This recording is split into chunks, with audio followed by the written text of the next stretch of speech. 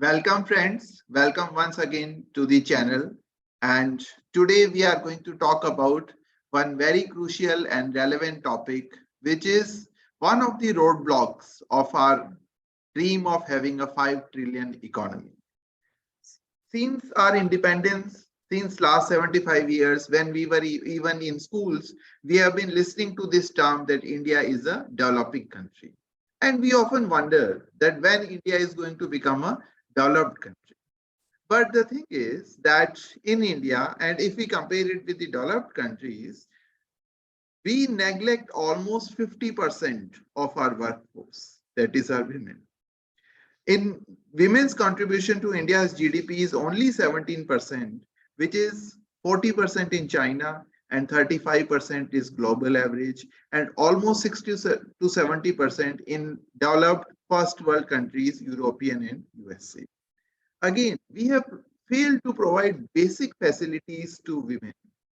One report said that there are only 300 public toilets for women in Delhi in comparison to 4,000 for men. And I read once in one time of Times of India that women have even suppressed their biological needs and they do not go to washroom throughout the 10 hours of their work also. People who are working in shops and people who do not have, women who do not have washroom facilities. In such a scenario, when we are facing a problem to provide basic facilities to women, the first world country has now moved on to the third gender, the other gender, the LGBTQ, and they are talking about diversity and inclusion for these people also. So in such a scenario, we have with us Ms. Madhura Bagchi. Welcome, ma'am. Thank you so much. She is learning advisor at Genpact. She is an NLP practitioner. She is on the American board of NLP, and she is also a Lean Six Sigma and Green Belt tester. And in this conversation, you will get to know that she is a true global citizen also, not only through her lived experiences, but through her mindset and her thinking processes also. So, ma'am, my first question is that for the benefit of our listeners and audience, if you can explain and put some light on your background also, like where did you grow up, what is your childhood like, and in what kind of society you have lived. Well, my family moved to a country called Zambia when I was quite young, and that's where I did my initial schooling. Growing up in Zambia was a unique experience as it was a very inclusive society where people from different backgrounds and cultures coexisted peacefully. A strong connection to my Indian heritage, celebrated and respected by the people around me. So I would say that my upbringing in Zambia was a wonderful experience that taught me a lot about the importance of inclusivity and cultural understanding. It's something that has stayed with me throughout my life and has influenced my professional and personal values that I carry till date. All right. So then there was a time when you moved back to India. When you were in Zambia, you definitely had one idea about the great civilization India, about the great society of India. And That's then at certain age, you moved back to India. What was that experience? Well, we used to visit India during vacations, but that meant I was confined to my family, relatives, and places that our parents took us to. So I did not realize that anything was amiss at that time. The culture shock I started getting was when I went out in the real world after returning to the country for good. The beautiful picture that our parents painted for us started getting wiped out faster than ever. Suddenly, we had to be aware of the region one belonged to, the language one spoke, the caste and religion people belonged to. It was overwhelming. In fact, as I navigate from city to city, I continue to encounter new cultural differences and norms, which sometimes can be very, very stifling. So, yes, that culture shock, I think, still exists every time I move to a new part of the country. Any incident of this culture shock, very recent or initial time, if you can share with us?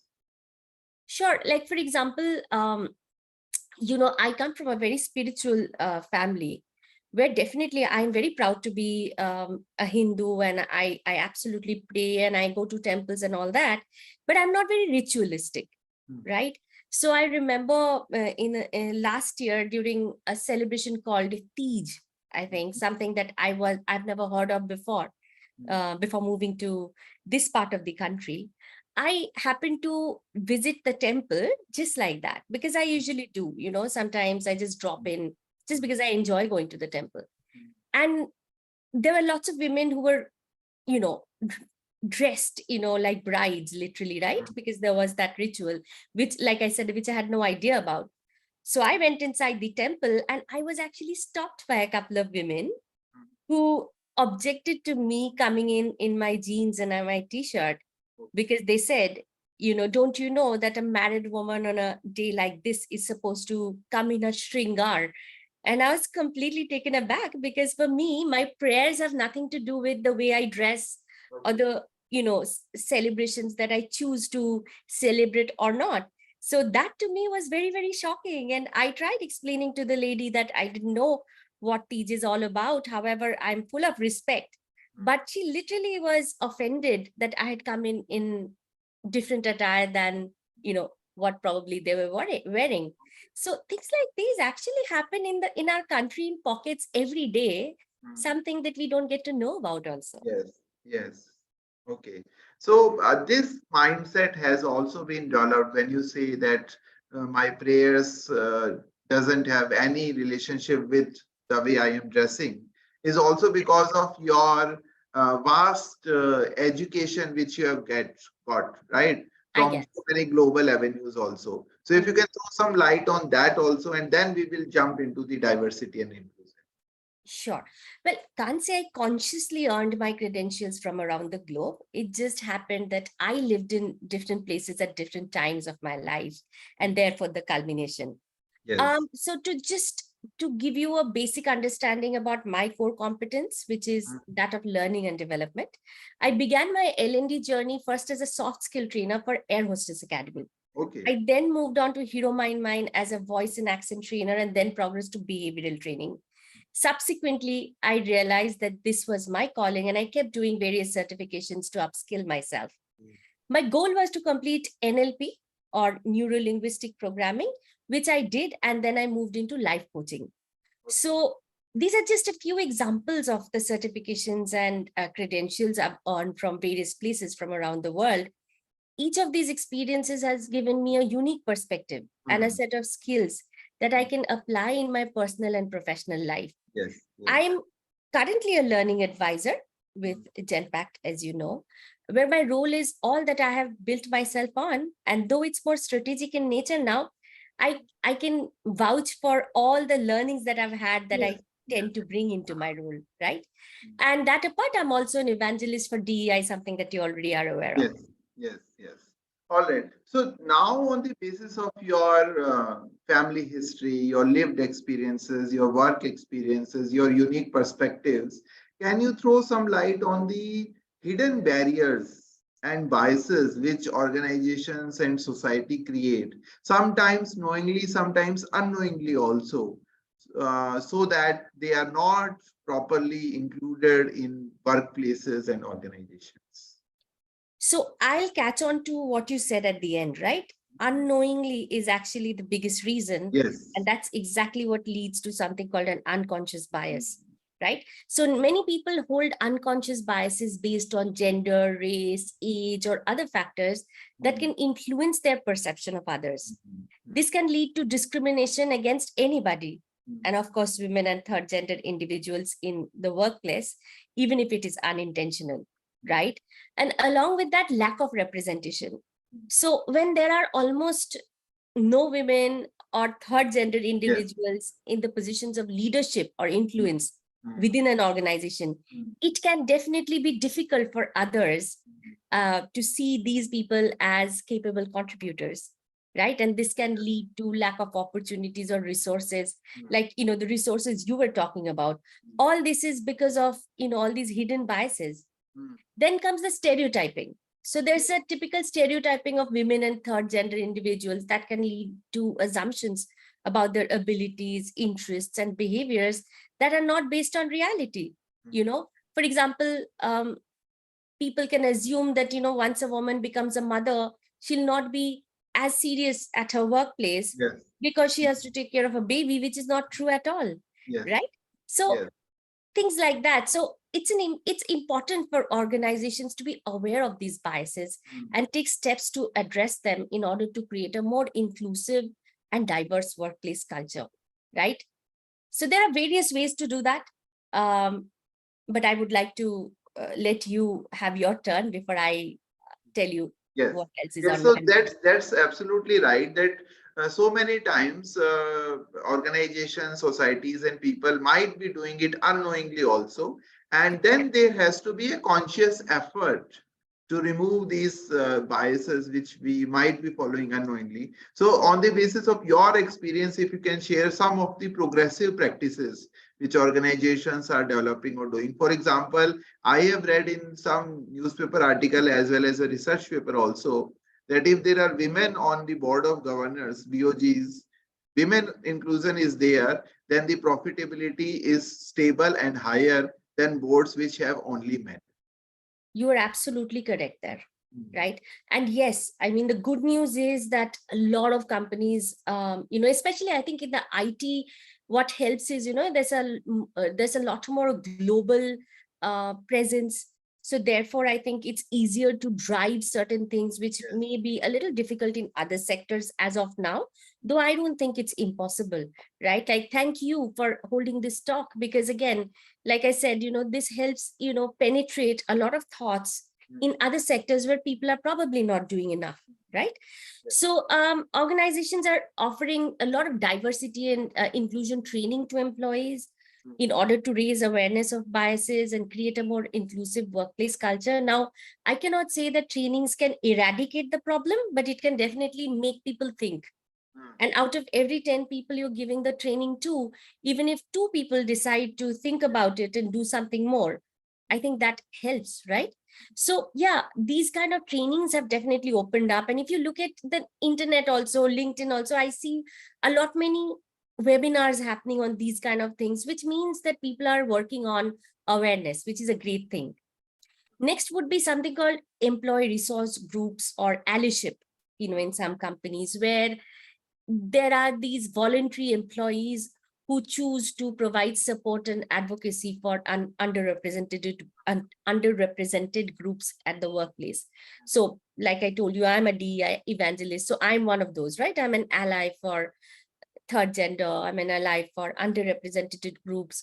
So what this does is this helps underrepresented groups to have some sort of support at work. So if they feel that they're being overlooked, then they have some partners who can help them move ahead, maybe help them address the cause. So these kind of things are becoming very, very common at workplaces.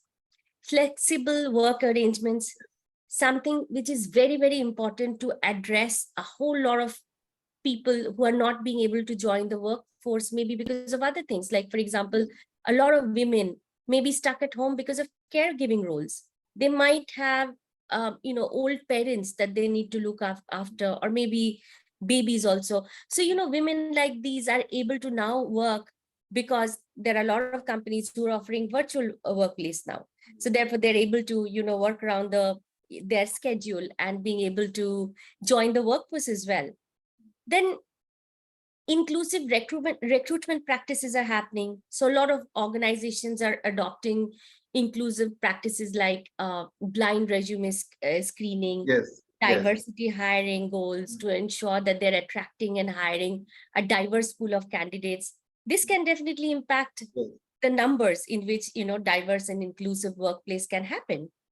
So yeah, a lot of progressive practices are happening, and the good news is that people are becoming more and more open to embrace these rather than questioning them. So though it's just the beginning, but I think I see hope. Yes. Yes.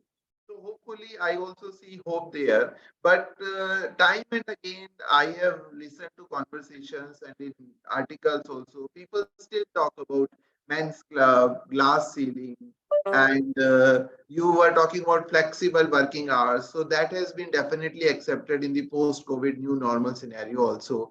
But still, somehow these are very age-old practices which will be very difficult to break also. So how to counter, and how do you think people are countering them in this new normal? Absolutely. See, the glass ceiling exists, Yes. whether we like it or not, right? And what you just talked about, yeah, while remote working has helped the women also come out in the workforce, but that doesn't mean that they have been taken away from other work, right? It has become a new challenge for them. Because when Yes. a man, we Yes. saw it in COVID-19, right? Yes. During the lockdowns, whereas men could completely, devote their time only to remote working, women had to do everything, right? They had to Yes. take care of the homes and also their workplace. So I think sometimes, the glass ceiling is such that, even if we think it doesn't exist, it exists so much that it actually happens to, come right down to our rooms, and we don't even realize it, right? So Yes. yes, while people do admit that these challenges exist, for these to be completely done away with, I think we still need many, many years before people realize it, right? So I have even heard very senior people, say things like, we are so thankful to the women folk in our homes that they made the lockdowns bearable. Yes. For me, Mm. that's a very offensive statement, right? Yes. Like, it Yes. just tells me that, people are not equal at home also, Yes. right? Yes. If a man is stuck at home, he's not supposed to do anything. So he's thankful to the woman because she's being able to give Yes. him that, cushion. Yes. So there you go. I mean, it exists. The men's club exists. The glass ceiling exists. Yes, there are a little bit of shattering here and there. Of course, while you have one Indra Nui or, women like that who are making a lot of difference, but that's so few in numbers that I can only say there are a few shatterings in the glass, but the ceiling to be completely broken, there's a long way to go. So, in this context, when we are talking about breaking the ceiling, technology can be one hammer which can be quite effective in breaking this glass ceiling. So, Absolutely. what does definitely technology is an enabler, it's a leveler. Today, anybody with a smartphone can do a job, whether the person is in a remote area of North, or whether the person is sitting in Bangalore, Hyderabad, and cities like that also. So, in that context, and in addition to this, when we as a society are also moving towards the white collar jobs instead of the blue collar jobs, and more of technology driven, knowledge based industries and jobs are there. So, in such a scenario, how do you see and foresee that women and inclusivity will be there more in the organizations? See, the fact that collaboration tools have made everything so much easier today is definitely something that can't be overlooked, right? Like even you and I right now are connected over a tool, Yes. right? So different softwares, video conferencing, project management software, these have definitely made work more easily available for people. And of course, it's helping the maybe the workforce which were not being included before, into the workplace. But I feel that, yes, while this is providing a lot of opportunity, till the time the unconscious bias that we carry with ourselves can be worked upon, nothing can really help you go ahead, right? So diversity and inclusion trainings, like I told you, is definitely creating a difference, right? So people are thinking about it, people are talking about it. I remember when I went to your conference and we spoke about, something in these lines. I remember a few people actually came up from the audience and then they held a conversation with me because it Yes. touched their heart, right?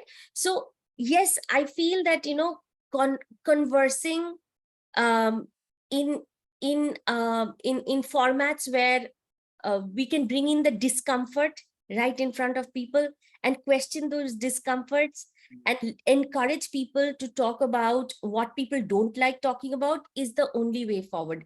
While technology is an enabler, human behavior is something that can be only modified when we decide that we want to change something, right?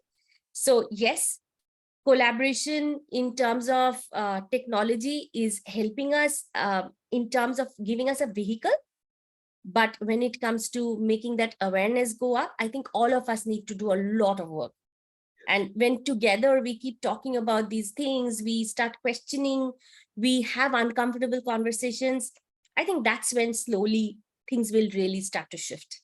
Yes, yes, definitely. So imagine if all the CEOs of Fortune 500 companies are listening to you right now. What are the policy and practices changes you will ask them to do? One or two, which are very crucial, very essential, but might have been missed by everybody so that we can have more diversity and inclusivity. See, one of the things that I think all companies need to look into would be their HR policies, right? Yes. Which have to become more inclusive in nature. So a lot of the policies are really, not made with all these angles, in focus. So that's the first thing I think people have to step up to do. Try and see how are people using inclusive languages when you're hiring. So right now, there's something called bias detection tools, which are used by a lot of large companies where, language is checked for, you know, the kind of words that you're using when you're hiring to ensure that, there's no unconscious bias creeping in there. So there are some hard calls that companies have to take.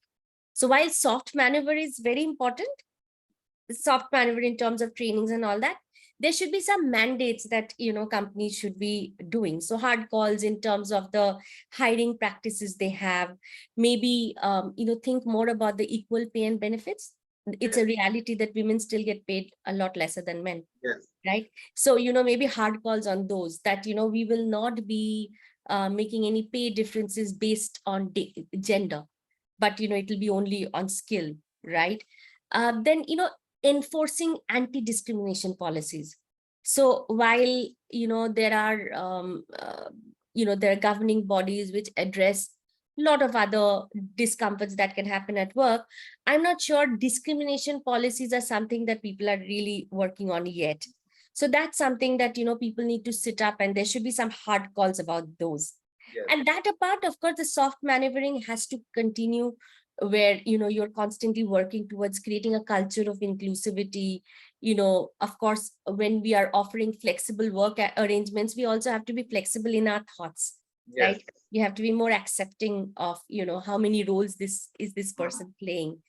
And also, the trainings have to be constantly done. It should not be a tick in the box. So a lot of companies do these kind of trainings, just as one of those mandates when new hire orientation is happening. So instead of doing it that once a year, or once in a while when you're joining, I think these should become a regular thing, so that people are constantly thrown into these kind of conversations and thoughts. And when people see more of leadership evangelism of these thoughts, these ideas, that's when people will sit up and say, okay, so my company takes it very seriously, and I need to probably also think in those lines, right? Because I think whatever we look at it, I think it's only win-win. Because a person who's coming from let's say a very blind kind of a background, when he or she has never thought about these things, if he hears about it at his workplace, maybe he takes it back to his home. And maybe he educates his family. And like this, one after the other, we can keep building up.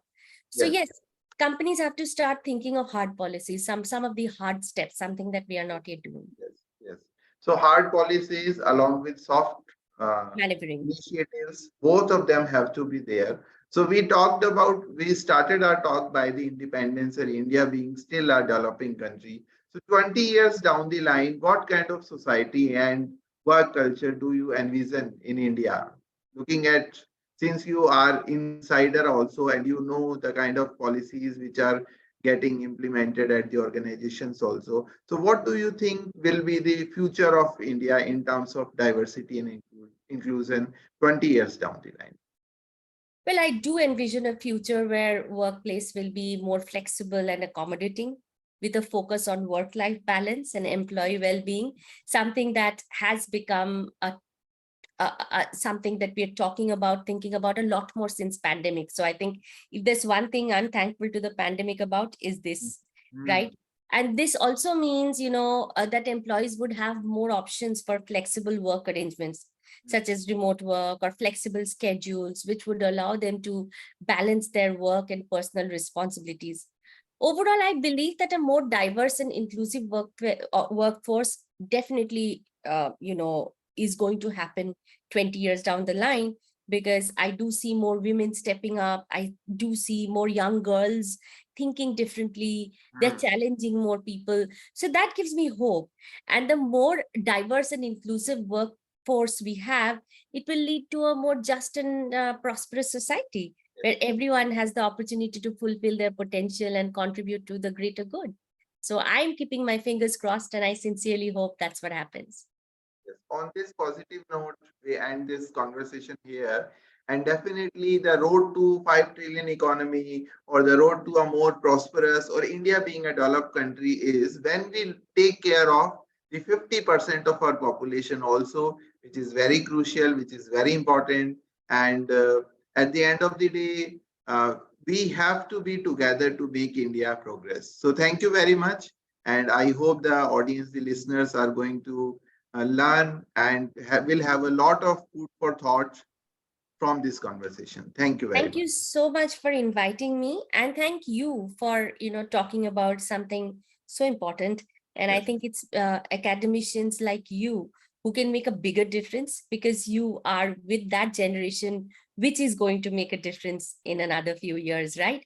So yes. kudos to you and your teams. You're doing a superb job. So thank you so much. I love talking to you. Thank you very much.